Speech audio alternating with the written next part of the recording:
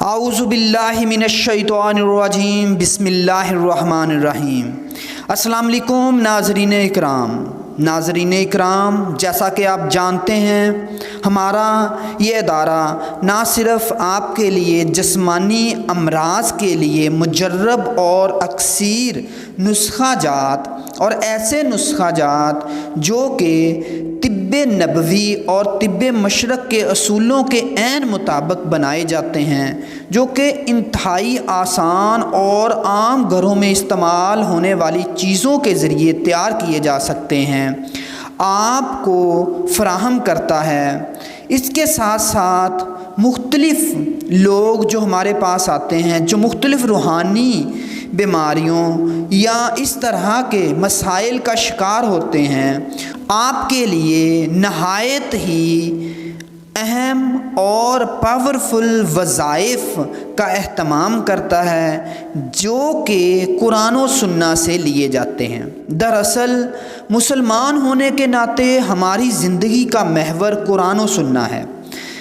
بہت سارے ایسے وظائف جو نبی پاک صلی اللہ علیہ وسلم کی حیات مبارکہ میں آپ صلی اللہ علیہ وسلم نے صحابہ اکرام کو بتائے، یا صحابہ اکرام سے جو تابعین کے پاس آئے، یا علماء اکرام اور ہمارے جو محدثین ہیں، انہوں نے آیات قرآنی پر مبنی ایسے وظائف ہمیں بتائے ہیں، جن کا ورد کر کے ہم خیر و برکت اور بہت ساری رحمتیں سمیٹ سکتے ہیں۔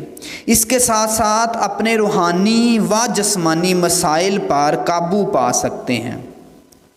احادیث مبارک میں آتا ہے کہ قرب قیامت کی نشانیوں میں سے ایک نشانی یہ بھی ہوگی کہ دنیا میں جادو ٹونے کرنے والے بہت سارے ہوں گے۔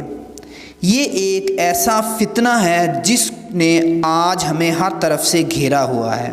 نظر بد اور جادو ٹونا ہماری زندگیوں سے سکون چھین لیتا ہے، ہمارے بچوں اور ہمارے لیے ہماری صحت کے لیے انتہائی نقصان دہ ثابت ہوتا ہے۔ ہمارا چلتا ہوا کاروبار نقصان کی طرف چلا جاتا ہے۔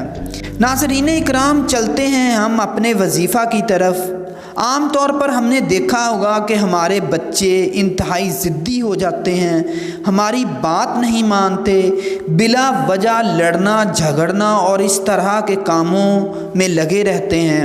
اگر ان کو پڑھائی کے لیے کہا جائے تو پڑھائی میں ان کا دل نہیں لگتا، مختلف چیزوں کے لیے ضد کرتے ہیں۔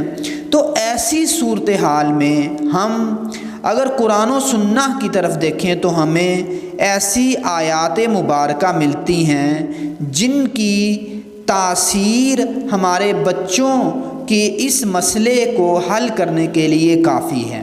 اسی طرح پارہ نمبر 25 سورۃ شورى ہے، آیت نمبر 13 ہے، اللہ یجتبی الیہ من یشاء، اللہ جس کو چاہتا ہے چن کر اپنی طرف کھینچ لیتا ہے۔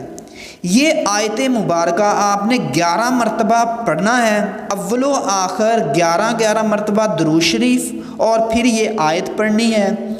پانی پر دم کر کے بچے کو پلا دینا ہے، یا ویسے اس کے دونوں کانوں میں پھونک مار دینی ہے۔ انشاءاللہ آپ لوگ دیکھو گے کہ دن بدن بچے کی عادات بہتر ہوتی جائیں گی۔ ضد انا اور جھگڑالو اگر ہوگا تو اس کی عادات میں بہتری ہوتی جائے گی اور وہ ضد چھوڑتا جائے گا۔ تو ناظرین اکرام، یہ جو وظیفہ ہے یہ آپ نے ضرور ٹرائی کرنا ہے، اور خاص طور پر ان کے لیے ہے جن کے بچے ضدی ہو جاتے ہیں۔ تو ناظرین اکرام، یہ آپ نے ضرور یہ آیات مبارکہ پڑھنی ہیں، اور اللہ پاک آپ کو بہت ساری خوشیاں نصیب کرے، اللہ پاک آپ کو بہت ساری آسانیاں نصیب کرے اور آسانیاں بانٹنے کی توفیق عطا فرمائے۔ اپنا بہت سارا خیال رکھیے گا، دعاؤں میں یاد رکھیے گا۔ اللہ حافظ۔